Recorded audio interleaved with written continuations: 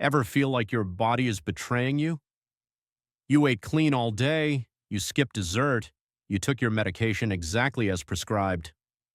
Then you wake up at 6 a.m., check your glucose meter, and it's sitting at 180, even though you went to bed at a perfect 120.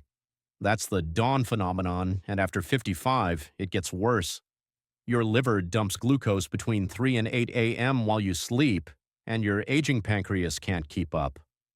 But here's what most doctors won't tell you. 3 specific foods eaten before bed can interrupt this cycle. I'm talking about a 10 to 20 point drop in your fasting numbers within days, enough to move you back into the safe zone. These aren't the usual suspects, and the timing matters as much as the food itself. So what's actually happening while you sleep? Between 3 and 8 a.m., your body releases a surge of hormones, growth hormone, cortisol, and glucagon. In people without diabetes, the pancreas just secretes more insulin to balance this out. You don't even notice it. But after 55, 2 things change. First, your cells become more insulin resistant. Second, your pancreas starts losing its ability to respond quickly to these early morning glucose spikes. Research shows that over 50% of people with type 2 diabetes experience the dawn phenomenon, and it's not just an inconvenience. This morning surge can raise your A1C by 0.4%, which is significant when you're trying to stay below 7%. That's roughly the same impact as skipping your medication for weeks. Here's where it gets tricky. The dawn phenomenon creates a vicious cycle. High morning glucose leads to more insulin resistance throughout the day. That insulin resistance weakens your pancreatic beta cells even further. So each morning your body has to work harder to control the same amount of glucose. Over time, this cycle accelerates the progression of diabetes itself. Sleep quality makes this worse. A 2017 study using continuous glucose monitors found that people with poor sleep quality were 4 times more likely to experience a dawn rise greater than 20 milligrams per deciliter. Poor sleepers also had higher A1C levels and higher fasting glucose across the board. The researchers found that poor sleep actually dampens the expression of circadian clock genes, the genes that regulate your body's natural glucose rhythms. So if you're waking up multiple times a night or you're only getting 5 or 6 hours of sleep, you're amplifying the dawn phenomenon even if you're doing everything else right. The stakes are real. Uncontrolled dawn surges can account for up to 50% of your daytime hyperglycemia. That means half of your daily blood sugar problems might be coming from what happens while you're asleep. And because this happens gradually, most people don't even realize their morning glucose is climbing until their doctor flags it at their next A1C test. The good news? You don't need expensive medications or insulin pumps to address this. 3 specific foods, eaten at the right time, can interrupt the dawn phenomenon by targeting the exact mechanisms that cause it. One works on insulin sensitivity. The second one, and this is where it gets interesting, involves eating something your doctor probably told you to avoid entirely. But there's a specific physical change that happens to this food that flips it from a glucose spike into a stabilizer. And the third prevents your liver from dumping glucose in the first place. Let's start with the most surprising one. A small handful of walnuts or almonds paired with 1 teaspoon of apple cider vinegar diluted in water. Studies show this combo can reduce your fasting glucose by 4 to 6% when you have higher baseline blood sugar levels. Why does this work? 2 mechanisms are happening at once. The healthy fats in walnuts and almonds slow down gastric emptying. That means food moves through your stomach more slowly, which prevents rapid glucose spikes. At the same time, the acetic acid in apple cider vinegar improves your insulin sensitivity. Your cells become more responsive to whatever insulin your pancreas is still producing, so you're getting a double benefit: slower glucose absorption and better insulin function. Now, walnuts versus almonds, both work, but they work slightly differently. Walnuts are higher in omega-3 fatty acids, which have anti-inflammatory effects that can help with long-term insulin resistance. Almonds are higher in vitamin E and magnesium, both of which support glucose metabolism. Pick whichever one you prefer. The research shows both are effective. Let me break down the specific advantages of each. Walnuts contain about 2.5 grams of omega-3 ALA per ounce. That's the highest of any nut. These omega-3s reduce the chronic inflammation that makes your cells resistant to insulin in the first place. Over time, this can improve how your body responds to its own insulin production. If you have elevated inflammatory markers like C-reactive protein, or if you have conditions like arthritis, alongside your diabetes, walnuts give you a double benefit. Almonds contain about 76 milligrams of magnesium per ounce. That's roughly 20% of your daily requirement. Magnesium is directly involved in insulin signaling. Low magnesium levels are strongly linked to insulin resistance and higher fasting glucose. Studies show that people with type 2 diabetes who increase their magnesium intake see measurable improvements in their glucose control. If you're taking a diuretic medication like furosemide or hydrochlorothiazide, you're likely losing magnesium through your urine, which makes almonds an even better choice. Here's exactly how to do this. 1 ounce of nuts, that's about a small handful, roughly 23 almonds or 14 walnut halves. You're looking at around 160 to 180 calories. Pair that with 1 teaspoon of apple cider vinegar diluted in at least 8 ounces of water. Never take vinegar straight. It can damage your tooth enamel and irritate your esophagus. Timing matters. Eat this combo 1 to 2 hours before bed, not right before you lie down. If you eat it too close to bedtime, the acidity from the vinegar can cause reflux when you're horizontal. Give your body time to process it while you're still upright. The most common mistake I see is people eating too many nuts. They think, if a handful is good, 2 handfuls must be better. But nuts are calorie dense. A handful is around 160 calories. 2 handfuls is over 300. Those calories add up fast, and if you're trying to manage your weight alongside your blood sugar, this can backfire. Stick to 1 ounce. The second mistake is taking vinegar undiluted. I've seen people do this as a shot because they want to get it over with quickly. Don't. The acetic acid is strong enough to erode enamel and burn the lining of your throat. Always dilute it in at least 8 ounces of water. You can add a squeeze of lemon if the taste bothers you, but don't add honey or any sweetener. Here's your tracking protocol. Check your fasting glucose when you wake up for 3 mornings without changing anything. Write down each number before you eat or drink anything except water. Calculate the average. That's your baseline.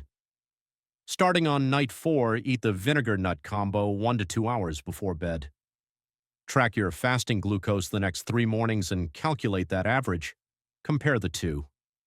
If you see a drop of 10 points or more, you've found something that works for your body. If the drop is smaller or non-existent, you might respond better to one of the other 2 foods we're covering today. One important note, if you're on insulin or sulfonylureas like glipizide or glyburide, monitor your blood sugar closely. This combo can lower your glucose enough that you might experience nighttime lows. Check with your provider before you start, and consider testing your glucose at 2 or 3 a.m. for the first few nights to make sure you're not dropping too low. This duo tackles insulin resistance, but there's another mechanism driving the dawn phenomenon that most people completely miss, and it has to do with your gut. This second option is going to sound like medical heresy. I'm about to tell you to eat carbs before bed, beans, lentils. The exact foods most diabetes educators tell you to limit or avoid at night. And if you ate them the normal way, they'd be right. You'd spike. But here's the thing, most people never learn. When you do one specific thing to these foods, their entire molecular structure changes. They stop behaving like carbs and start behaving like something else entirely. I'm talking about chilled lentils or black beans, not hot, cold. And here's why that matters. When you cook lentils or beans and then cool them completely in the refrigerator, the starch structure changes. It becomes what's called resistant starch. Your small intestine can't break it down the way it breaks down regular starch, so instead of getting absorbed as glucose, it travels to your colon where it ferments overnight. That fermentation process produces short-chain fatty acids, or SCFAS. These compounds send signals to your liver to reduce glucose output. Remember, the dawn phenomenon happens because your liver dumps glucose between 3 and 8 a.m. Resistant starch directly interrupts that process by telling your liver to hold back. The research on this is striking. Studies show that people who eat resistant starch before bed have 25 to 32% lower post-breakfast glucose the next morning compared to people who eat regular carb-based snacks like sandwiches. That's not a small difference. That's the difference between waking up at 160 versus waking up at 115. But here's what makes resistant starch even more powerful. It doesn't just affect your morning glucose, it affects your entire next day. This is called the second meal effect. When you eat resistant starch at night, the short-chain fatty acids produced during fermentation continue working for hours. They improve your insulin sensitivity for the entire following day, so your post-lunch glucose is better, your post-dinner glucose is better, you're getting a 24-hour benefit from a single nighttime snack. One study tracked this effect using continuous glucose monitors. People who ate resistant starch before bed had lower glucose spikes after every meal the next day, not just breakfast. Their overall daily glucose variability was reduced by nearly 20%. That means fewer highs and fewer crashes throughout the day, and that translates to better energy, better mood, and less strain on your pancreas. Now, lentils versus black beans. Both work because both are high in resistant starch once they're cooled. Lentils have slightly more fiber per serving, which adds to the gut fermentation effect. Black beans have a bit more protein. Choose based on what you actually like eating because consistency matters more than picking the perfect option. Here's the exact prep method. Cook your lentils or black beans however you normally would. Let them cool to room temperature, then put them in the fridge for at least a few hours. The cooling process is what creates the resistant starch. You need to eat them cold. If you reheat them, you break down the resistant starch and turn it back into regular starch, so you lose the benefit. Portion size is 2 to 3 tablespoons. That's it.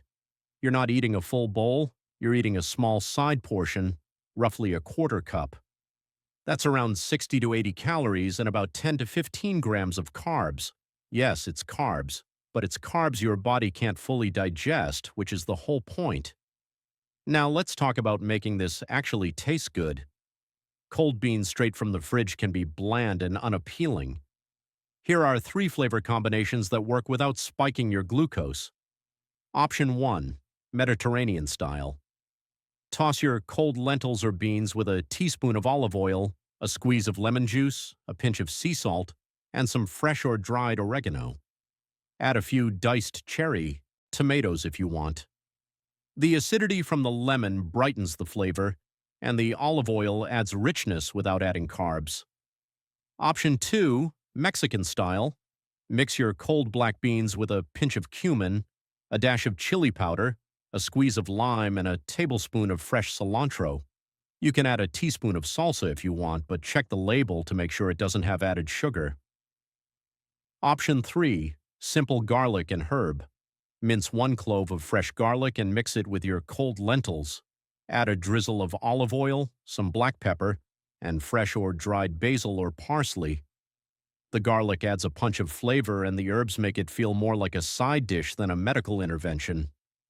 The key is to add fat, acid, and herbs. Fat makes it satisfying. Acid makes it taste fresh. Herbs make it interesting. All 3 keep your carbs and calories low while making this something you'll actually want to eat night after night. This approach goes completely against the conventional advice of no carbs at night, and that's exactly why most people don't know about it. Doctors and dietitians have been telling diabetics to avoid carbs before bed for decades, but resistant starch doesn't behave like regular carbs. It behaves more like fiber.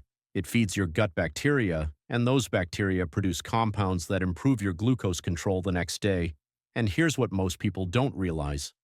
This same cooling trick works on bread, rice, potatoes, pasta, even oats. The foods you thought were completely off limits. I break down the exact prep methods for each one in another video on the channel. You can find it in the top right corner of your screen or in the description once you're done here. If you're tired of avoiding your favorite carbs, that video shows you how to bring them back without the spike. Here's the checkpoint. This is where gut health meets blood sugar control.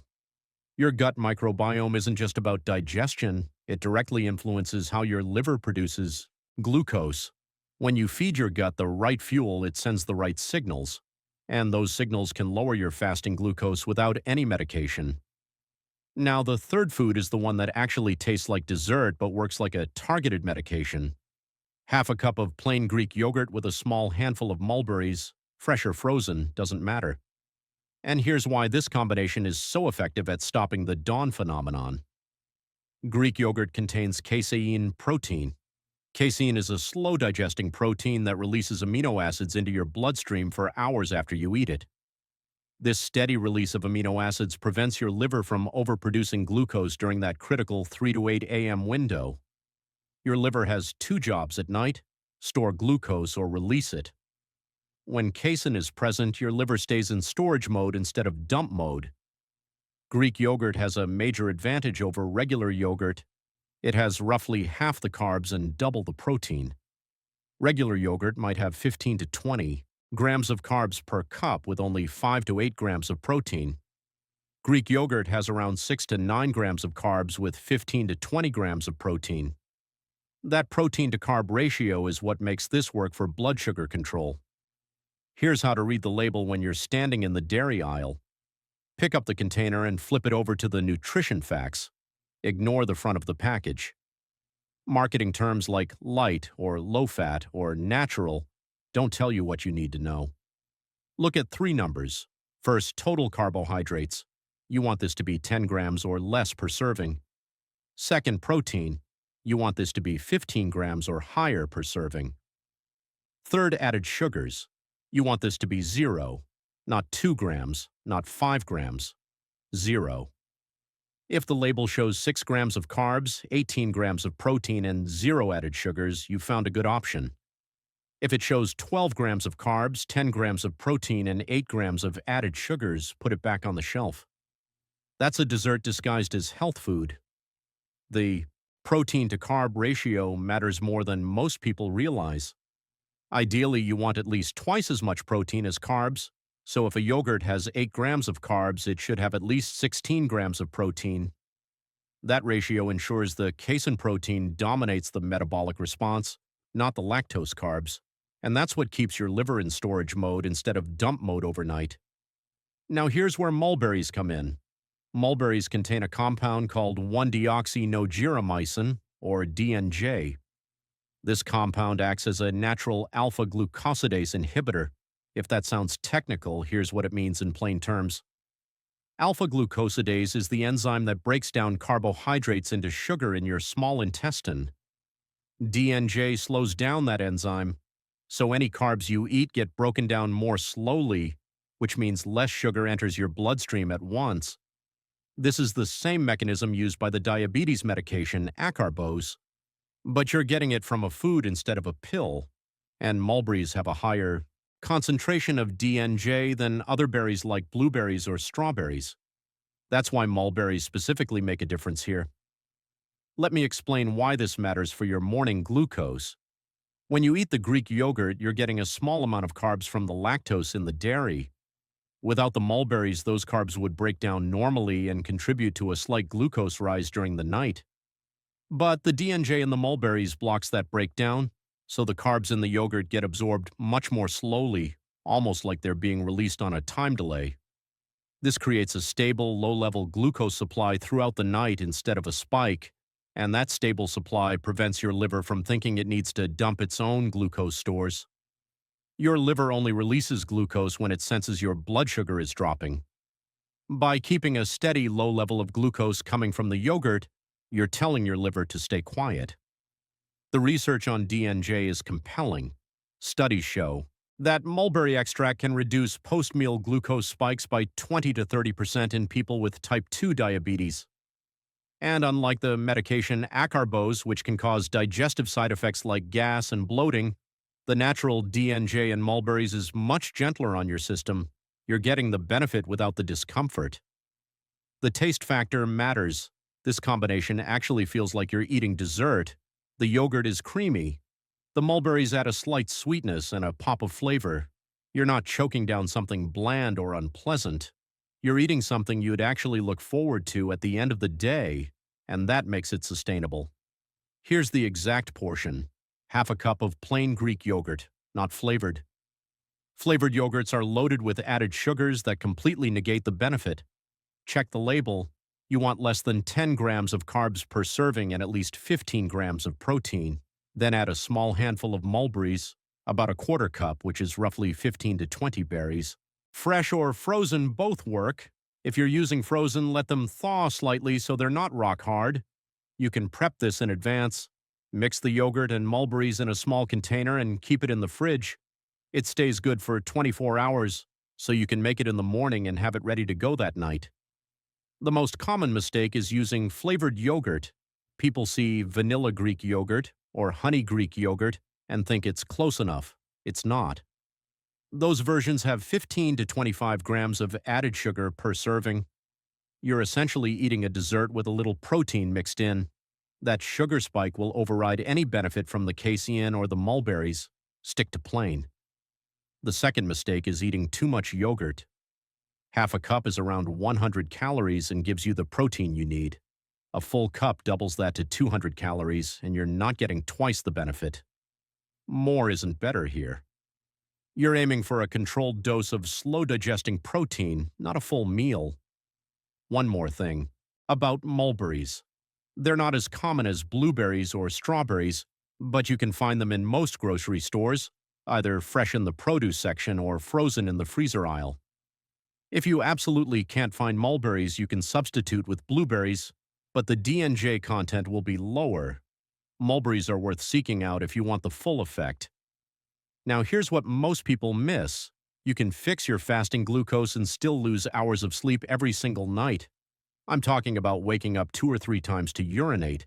And here's the part that frustrates most people. Stable blood sugar should reduce those trips. When your glucose stays controlled overnight, your kidneys shouldn't be working overtime to filter excess sugar out of your blood. But if you're still getting up multiple times despite better glucose control, something else is happening. Your kidneys are responding to fluid pressure and bladder signals that have nothing to do with sugar. After 55, your kidney function changes. The way your body processes sodium shifts, and your bladder becomes more sensitive to smaller amounts of fluid. 3 specific foods, eaten at night, can cut those trips in half within days. These foods work on your kidneys and bladder by reducing nighttime fluid production and calming bladder muscle contractions. Most doctors never explain this to seniors because they assume it's just part of aging. It's not. I break down exactly which foods, how much, and when in the next video. Click the video on your screen now to watch it.